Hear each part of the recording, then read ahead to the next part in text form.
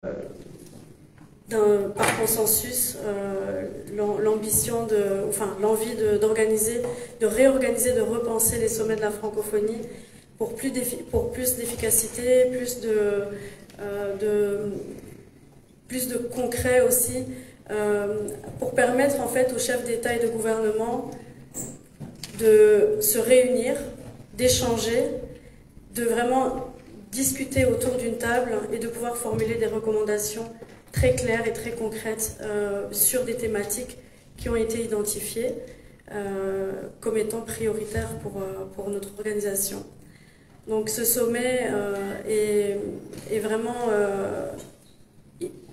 historique, si je puis dire, dans le sens où c'est la première fois qu'on aura fonctionné de cette manière, contrairement à ce qui prévalait dans le passé où on était beaucoup plus dans des formats classiques d'instances avec beaucoup de prises de parole en ouverture et finalement peu d'interaction directe entre les chefs d'État et de gouvernement.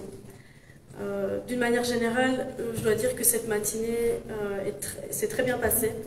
On a remarqué très vite que les chefs d'État qui étaient organisés en table ronde, je vais vous donner peut-être quelques détails pour bien comprendre la façon dont c'est organisé. En fait, toutes les délégations sont installées par table ronde au nombre de 8 et ils sont équipés d'un casque audio et ils peuvent échanger en écoutant que la discussion qui se passe sur leur table. Ils ont 1 heure avec un chronomètre pour discuter, échanger des idées, formuler des recommandations. Et un rapporteur a été désigné pour chaque table, un rapporteur qui est un agent senior de l'OIF, un directeur. On a désigné des rapporteurs par table qui, à distance, sont connectés à la table et prennent toutes les notes nécessaires pour pouvoir rédiger le rapport des tables rondes. Il y aura tout au long du sommet 3 tables rondes. Oui, 3 tables rondes. Il y aura une table ronde numérique, une table ronde sur les femmes, la jeunesse. Et à l'issue du sommet, chaque table a choisi un modérateur de table, donc un chef de délégation par table, qui, lors de la séance de restitution à laquelle vous pourrez assister en direct, qui sera retransmise en intégralité ici au Centre Média, iront devant leur père pour présenter les conclusions de leurs travaux. Donc voilà un petit peu le format, le déroulé des séances thématiques.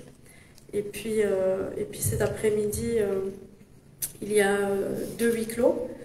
Le premier huis clos qui est sous le thème de la francophonie de l'avenir. C'est un thème important, qui va permettre aux chefs d'État de vraiment réfléchir à l'avenir de l'organisation, ce qu'ils en attendent. C'est le moment vraiment où ils vont pouvoir discuter en format très restreint de ce qu'ils attendent eux, chacun de cette organisation. Et le deuxième huis clos sera dédié à l'élection de la secrétaire générale. Comme vous le savez, il y a une candidature unique de Madame Louise Mushikiwabo qui se représente pour son poste. Voilà un petit peu le déroulé de la journée. On a essayé de proposer aussi un format qui permettait plus de couverture médiatique. D'habitude, seule la cérémonie d'ouverture était plus ou moins couverte, mais l'essentiel des débats se tenait à huis clos avec très peu finalement d'images. On a volontairement voulu vous permettre de continuer à observer le déroulé des travaux, sachant que le format ne permettait bien entendu pas de retransmettre les conversations, mais on va s'assurer que la restitution soit bien publique en intégralité. Voilà. Donc s'il y a des questions, Oui. Alors, Madame Fejari, Radio Soleil France, en fait, je voulais savoir quel avantage en fait porte ce sommet pour les pays. Je vous remercie. Madame Fejari, Radio Soleil France. Je voulais savoir quel avantage porte ce sommet pour les pays francophones les plus pauvres, notamment les pays maghrébins et les pays africains. Et je voulais rapidement une deuxième question. Madame la secrétaire générale a évoqué dans son mot le matin, qu'il y a une demande de jeunesse de la francophonie, c'est après avoir pensé à leur éducation, penser également au poste d'emploi. Quel sera le quota et la part des pays maghrébins et africains dans ça? Alors, l'OIF est une organisation multilatérale, comme les autres, c'est-à-dire que chaque pays a une voix. Nous, ce qu'on a essayé de proposer, ce que la secrétaire générale a essayé de proposer à travers ce format renouvelé, c'est un format qui permettait finalement à chaque État de pouvoir apporter une vraie contribution, des recommandations, des demandes très précises dans l'enceinte de la francophonie. C'est un constat qu'on avait fait par rapport au passé où c'était souvent une succession finalement de prises de parole sans que tout le monde puisse s'exprimer de toute manière et au final on pouvait sentir que pour certains États peut-être ils s'y retrouvaient un peu moins. La particularité de ce format rénové, c'est qu'il y a vraiment une volonté de pouvoir donner la chance à toute délégation de pouvoir mettre sur la table des recommandations, des attentes et des orientations finalement qui serviront à guider le travail du secrétariat général pour les prochaines années. Pour la jeunesse, si j'ai bien compris la question, c'est comment la jeunesse africaine, la jeunesse du Sud, va se retrouver dans les... Justement, quelle sera en fait la part des pays maghrébins et africains sur ce souhait de la jeunesse de la francophonie? Madame la secrétaire générale a évoqué que la jeunesse de la francophonie a demandé de trouver des emplois après avoir pensé à leur éducation. Oui. Quel sera le quota des pays africains, surtout que vous avez, excusez-moi, que vous avez parlé de recommandations lors des tables huis clos, en fait, des tables des délégués qui ont parlé. Quelles seront les recommandations par rapport à ça? Alors, je ne peux pas vous dire quelles seront les recommandations parce qu'on les saura qu'à la fin, évidemment. Moi, ce que je peux vous dire, c'est que la jeunesse du Sud, la jeunesse, elle est au Sud. On sait que la population mondiale dans les pays du Sud, c'est dans ces pays-là qu'on retrouve une grande proportion de jeunes.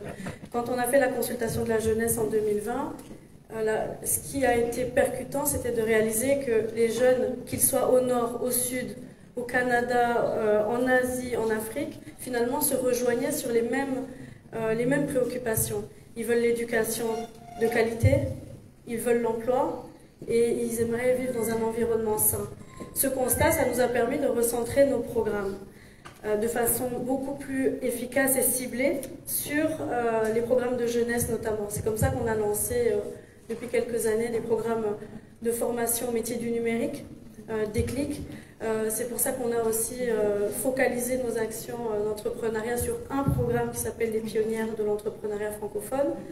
Après, très modestement, je vais dire que l'OIF n'a pas non plus d'énormes budgets ou capacités pour vraiment changer le sort de tous les jeunes des pays de la francophonie, mais l'OIF peut agir vraiment comme un acteur de plaidoyer auprès des États.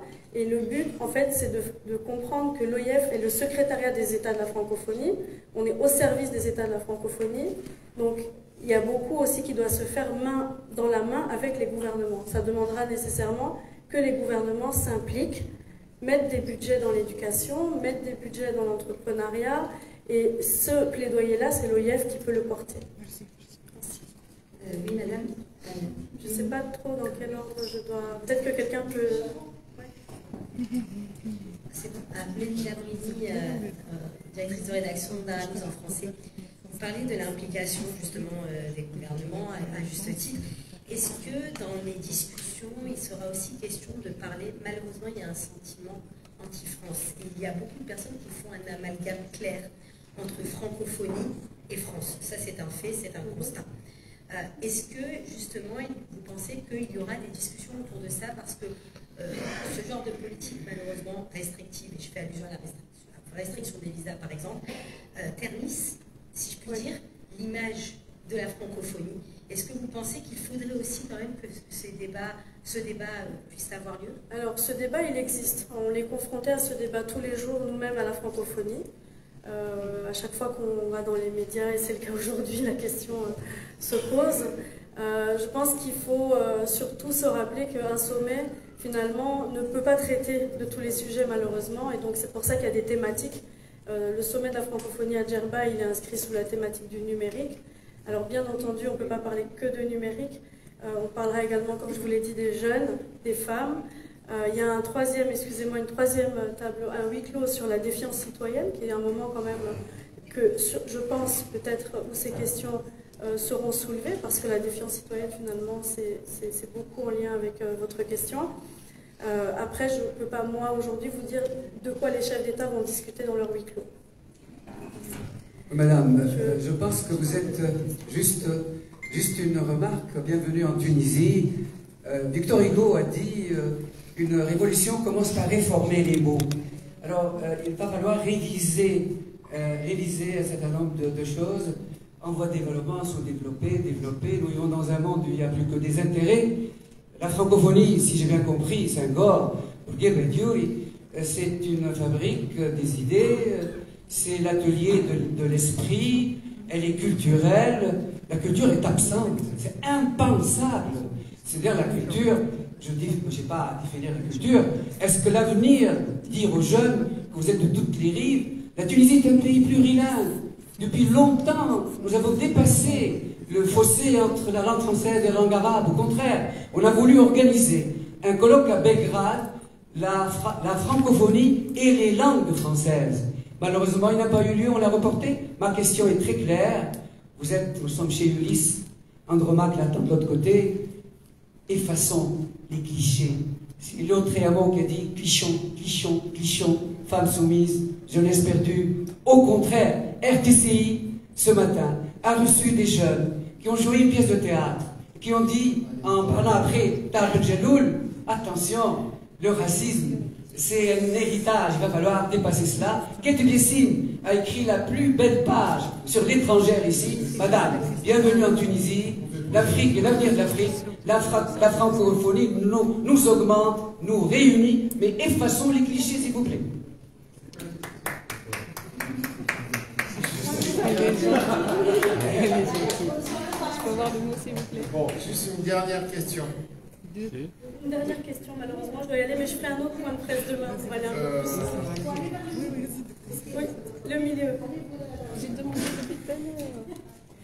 Merci madame, juste je voudrais savoir, est-ce que vous pouvez nous donner plus de détails sur la stratégie de l'organisation à l'horizon 2030 et surtout les trois objectifs principaux basés sur la promotion de la langue et ce que madame Louise a déjà cité, l'influence et l'attractivité. Plus de détails sur ces trois objectifs. Merci. Oui, alors c'est une vaste question, même si elle était formulée brièvement. Je vais essayer d'y répondre brièvement, mais ce que je vais surtout m'assurer de faire, c'est de vous donner le rapport de la secrétaire générale qui va vous donner toutes les informations.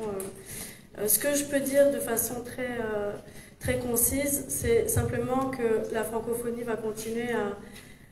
La secrétaire générale et toute l'équipe de l'OIF vont continuer à travailler à cette transformation qui est en cours, qui a commencé en 2019 avec beaucoup de réformes, même si on n'aime pas ce mot-là, mais néanmoins. Tant sur le plan de la programmation, il y a eu énormément de changements. On est passé de 45 projets à une quinzaine à peu près, vraiment recentré sur les thématiques prioritaires. Au niveau de l'organisation, des procédures, des ressources humaines, il y a eu beaucoup de choses. Mais comme vous le savez, la transformation, c'est un processus. Ça ne peut pas se faire en quelques années. Donc le deuxième mandat, probablement, va servir aussi à aller encore plus loin dans les changements fondamentaux qui permettront finalement de répondre à toutes ces attentes, de répondre à la demande des États qui ont été très clairs à ce sujet à Erevan, en demandant de vraiment repenser complètement nos modes de fonctionnement pour plus d'efficacité.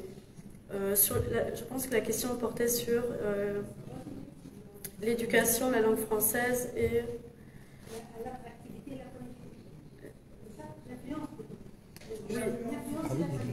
Alors, je pense que la réponse est simple. On va continuer à beaucoup s'investir sur les projets phares qui ont démarré, qui ont un lien direct avec les thématiques citées. Et on va surtout continuer à plaider auprès de nos États pour nous encourager, nous soutenir encore davantage financièrement, et puis surtout pour pouvoir passer à l'échelle ces projets, parce qu'on a des projets formidables de formation de professeurs, on a des projets de mobilité des enseignants de français en français, on a des projets de formation au métier du numérique, mais pour que ça ait un vrai impact, il faudra plus de moyens financiers. Donc je pense qu'un des plaidoyers forts de la secrétaire générale sera celui-là. Merci.